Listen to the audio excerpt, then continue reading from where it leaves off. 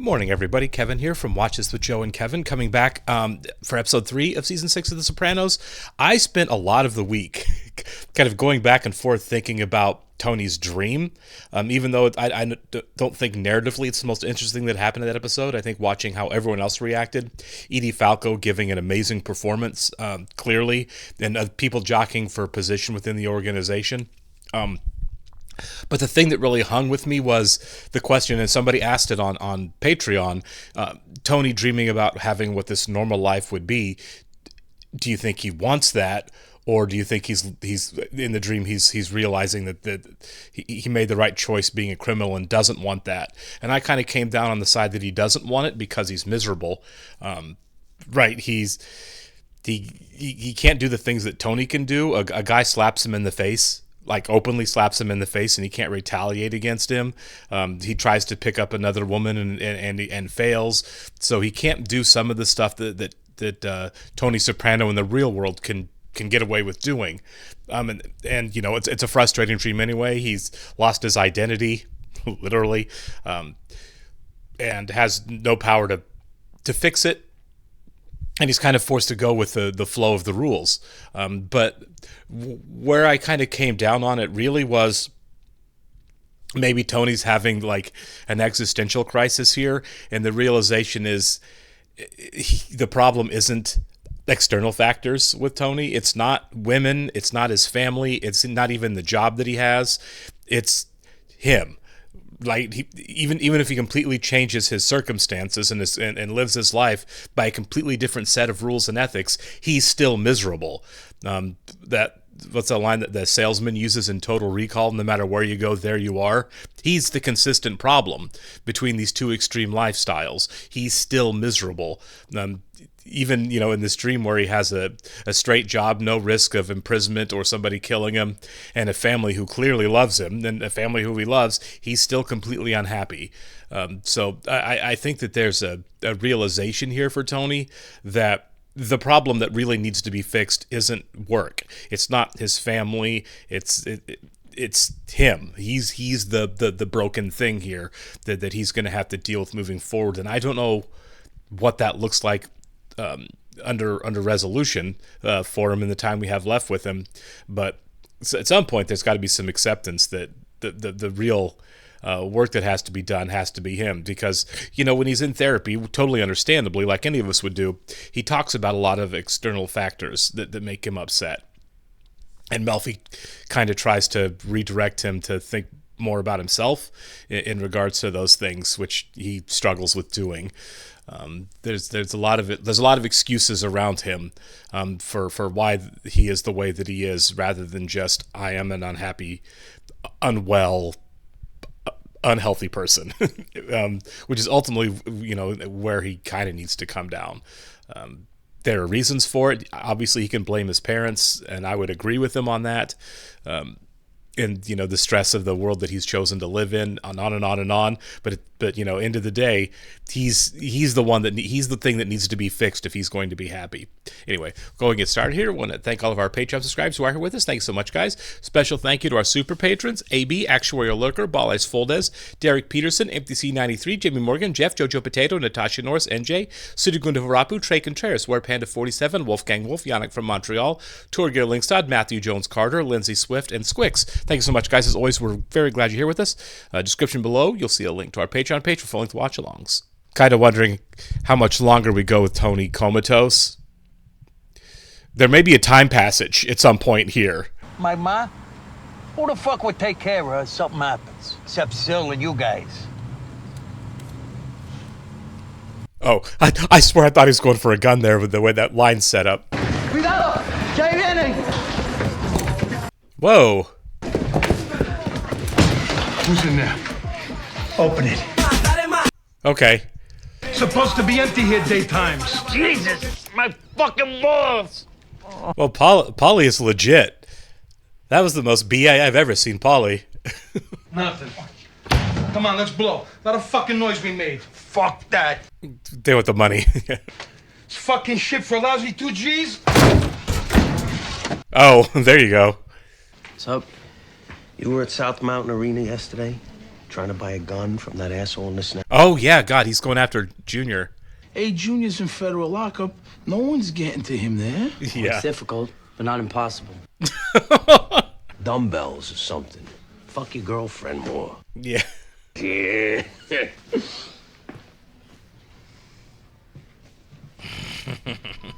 That line, like, anybody can be gotten to, is straight out of The Godfather. His kids live in a dream. Think you didn't put them up to it? Put who up to what? AJ can't throw a party without getting caught and in trouble, and he thinks he's going to murder somebody. Until his fever dissipates and his white cell count comes down, we're a long way from home. But he's really fighting. Okay, that was the nicest that doctor's been at all. Do I really look that much like this guy? To a certain extent, all Caucasians. We'll need to find someone who will take responsibility. Well, I can't do that. Then the lawsuit proceeds. I mean, it's a nonsensical dream. By now, he can prove that he's not Finnerty if he wanted to in the real world. We're picking up Mrs. S at 10. I saw her Tuesday. How's she holding up, poor thing? Not so hot, so really. Yeah. Total bloodbath. Somebody said $1 million plus. What a score. So they were kind of operating on their own. But how many guys could step into Tony's shoes and do the job you're doing? You think? You have such strength in crisis. Better hope nothing happens to Silvio. He floated the idea of me stepping up to the big seat. Not Tony. Really? Yeah. But I thought, it's not for me. Still, you wouldn't sneeze at it. You know, she's pretty ambitious. Yeah, I'm more behind the scenes. Advice. Strategy. Shooting Adriana. Carmela's in goddamn pieces. Memo. Get some coffee up to Carmela's house. My time is limited. Get him over. Let's resolve this. And that shot to the manberries is really lingering with Paulie. 20% loans for the time being. Yes, sir. What, do you speak Norwegian? For now. I don't know if he enjoys making these kind of decisions. I was diagnosed, actually. With Alzheimer's. Is it possible that I am Kevin Finnerty? All right, I'll stop.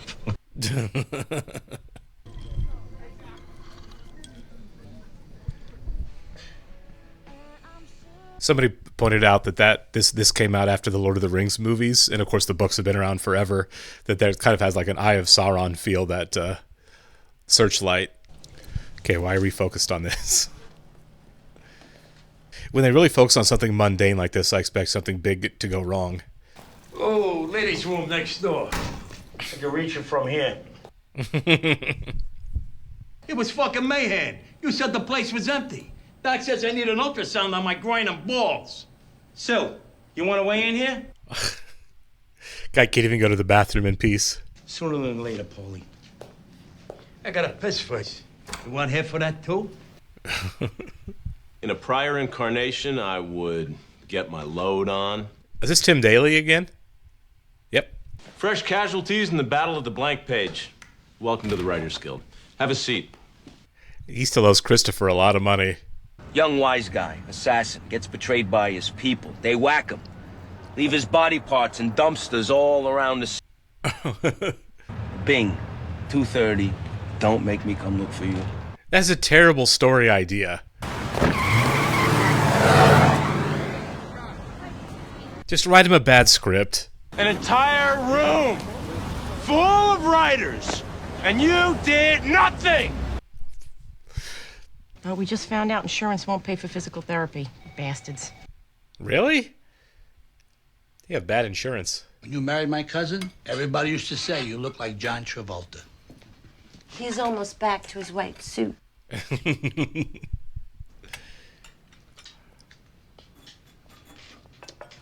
I didn't realize how close these two were.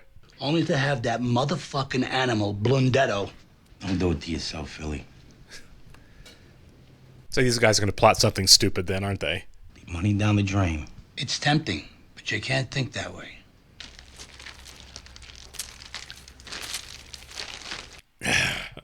But I still gotta pay tribute to the Princess of Little Italy. The boss's wife. What are you gonna do? And these guys are little leeches. I mean, they always have been. This should be completely unsurprising. Don't get in bed with him again. You dislodged his drains. That was my daughter. Yeah. And I can't help but think that physical affection means something. You shouldn't be getting in bed with him. He's hooked up to a lot. What did he say? Mild concussion, he said. Oh, come on, man. Not real. No. Don't do that. Are you telling me everything? Well, there you go. Now you know where he'll be. Looks like his pupils were responsive.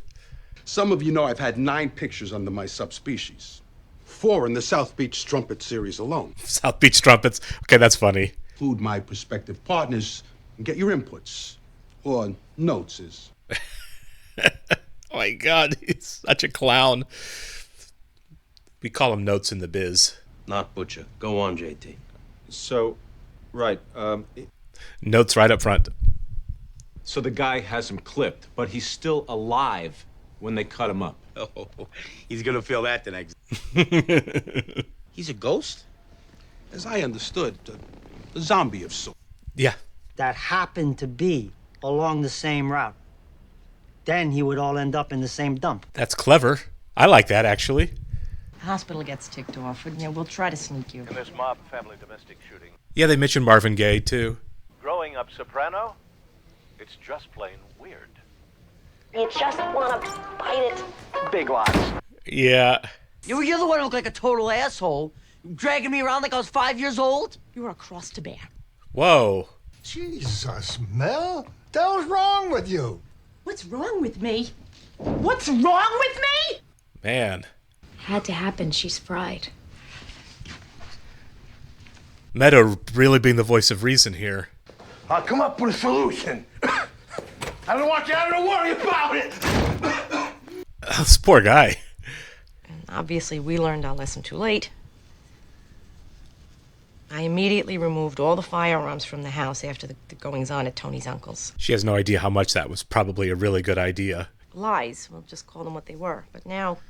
So the issue isn't just guns in the home. It's who their dad is. They have to face all these years of facading. They do or you do? Both. On my second date, he brought me and my mother each a dozen roses and my father a $200 power drill. Not the typical story of young love. Sounds like Tony, though. You know, I'd go to my priest and I would cry and say how bad I felt about how my husband made his money, but that was bullshit. I like that we're here. I've been waiting for this from her. They don't decide who they're born to. Yeah. So now what? Yeah, that's just it. Now what? At least she acknowledged that she chose this life. And them, they're not in grade school anymore. They become, the longer they stay with us. Complicit. Yeah. Tony's second night in the coma, I told him I loved him. When was the last time I said that? That's a really good question. I don't remember. Has she said it on the show before? It's okay, honey. Oh, no. Sorry. Stress just got to him and his asthma kicked up. Hey, honey, you're gonna be okay. What's going on? Would you move your car? Yeah, get out of the way. Without the weight, I'm a healthy man. With longevity. Oh, the ugly ambition. Of course, it could be a lot worse, right? They gave me an ultrasound, no rupture. He got him good. When I was in the service, I won the Chin-Ups Cup 3 weeks in a row. Fucking beautiful definition, too. How's Mr. Soprano doing? Let's hope he pulls through, huh? Oh, my God. Dad, don't worry about him. He's harmless. Oh, my God, he is not harmless. Stand up one day, FBI rat fuck the next. I felt it right here. Will you please shut up in there? That's a great cut. Yes, begin at the Oaks. Left on Jamboree. That's great that it's his voice. God damn it! Shut up! Get up in there! Oh, I set the mark. Oh, my God. Dr. Badraja, stat to room 3. Nurse, don't leave. Help! Get out of the room, Paulie. Stand back. All clear. Clear. Don't let Paulie talk to him again. Is this the Affinity Oh. reunion? Hello there. They're waiting for you. Me? Of course. His dream is getting more and more absurd. It was seemed much more realistic in the last episode early on. I lost my real briefcase. My whole life was in it. Wow. What is that? Briefcases aren't allowed. It's like he's telling him not to take a new life. Looks like it weighs a ton. I don't want to. Well, you need to. You need to let go. It's like the decision to die and let go. Don't go towards the light. Please don't leave us, Daddy. We love you. Okay, there we go. Hang an amiodarone drip and send off a set of electrolytes. Now. Dad, look. Here you are.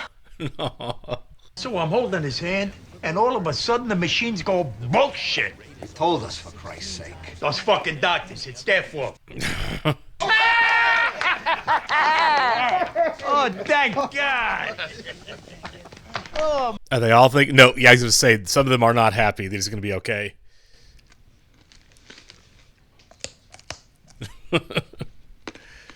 You are too ambitious, Vito. We gotta get that cut to her now. Yeah. Everybody and his mother was in there talking to him when he was in that coma. Carmela. Who knows what the fuck they said? Maybe he's expecting that money. Yeah. We can't talk yet because of the tube that was in his throat. Maybe we should consider ourselves lucky there. See, people can crack jokes now. But we are very happy, aren't we? Anthony, you had us so worried. Well, I haven't been to church that much since I quit playing bingo.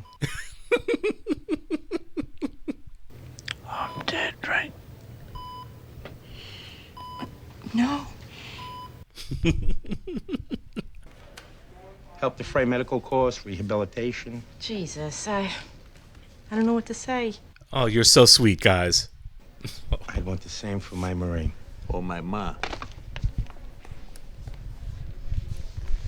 God, it's just an organization of vultures. Okay, pick up on it. It's like the last scene of The Godfather shot there. She caught the fact that they were upset. See up and around. Best. But I'm going about it in a whole different way. In fact, I'm hoping you'll become an investor when you... All due respect, I think you owe me this. Because I came to you about Adriana. No, it's not the time. I don't know how you do it.